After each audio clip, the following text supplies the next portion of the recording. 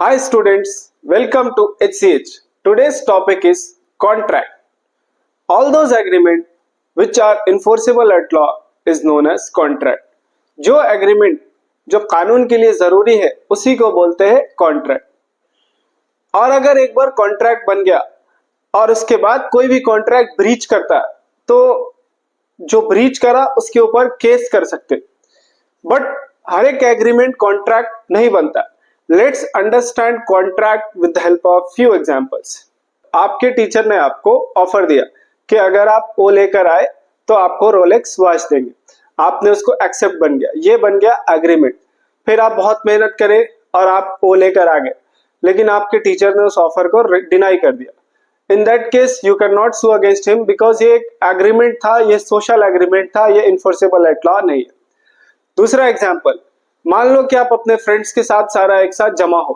शाम को अचानक से आपने प्लान करा, किसी एक ने XYZ ने प्लान करा कि कल सुबह क्रिकेट खेलते. सबने बोला ओके आई विल कम. तो XYZ ने क्या किया, ग्राउंड को बुक कर लिया. नेक्स्ट डे मॉर्निंग को जब ग्राउंड पे आया तो कोई भी नहीं आया. तो यहाँ पर रात को एग्रीमेंट किया था, सुबह आपके फ्रेंड्स ने एग्रीमेंट ब्रीच कर दिया. इस पे भी आप अपने फ्रेंड्स को केस नहीं कर सकते क्योंकि ये फ्रेंडली एग्रीमेंट है.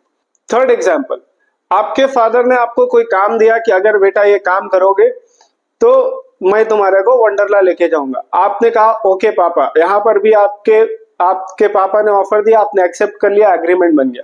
अब आपने क्या किया, उस काम को पूरा कर लिया. संडे को पापा नहीं लेकर गए तो इन दैट केस ऑल्सो आप अपने फादर के ऊपर केस नहीं कर सकते. मालूम ये चला कि जो एग्रीमेंट कानून के लिए जरूरी नहीं है वो कॉन्ट्रैक्ट नहीं बनता. So let's understand the example of those agreements which are enforceable at law. The first one is business. मान लो कि आप या कमर्शियल, मान लो कि आप Amazon से कोई प्रोडक्ट खरीदते. Amazon से आप मान लो कि एक मोबाइल फोन खरीद रहे और घर पे आपको ब्रिक्स डिलीवर हुआ मोबाइल फोन की जगह पर. इन दैट केस Amazon ने कॉन्ट्रैक्ट ब्रीच किया. You can sue against this, against Amazon. Second one है रेंटल एग्रीमेंट. मान लो कि आप किसी को घर देते, घर एक महीना के लिए भाई 1 लाख रुपया या 10,000 रुपया रेंट है. तो सामने वाले ने एग्री किया, ये बन गया एग्रीमेंट. अगर उसने 1 लाख या 10,000 जो भी था उसने पे कर दिया, फेयर इनफ. अगर पे नहीं करा तो in that case you can sue against that person because this agreement is enforceable at law. Third one is employment contract.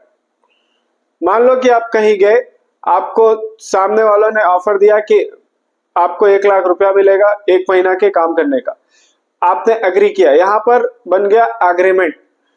तो अगर आपको 1 महीना के बाद 1 लाख रुपया मिलता है, दैट इज फेयर इनफ. अगर नहीं मिला then again you can sue against that person because that agreement is enforceable at law. So those agreement which must be fulfilled is known as contract. वो एग्रीमेंट जो होना ही करना है वो हो जाता है कॉन्ट्रैक्ट. और एक बार कॉन्ट्रैक्ट बन गया तो फुलफिल होने पर नो इश्यू, और अगर फुलफिल नहीं हुआ you can sue against that person. That's it for the day. Thank you and have a nice day.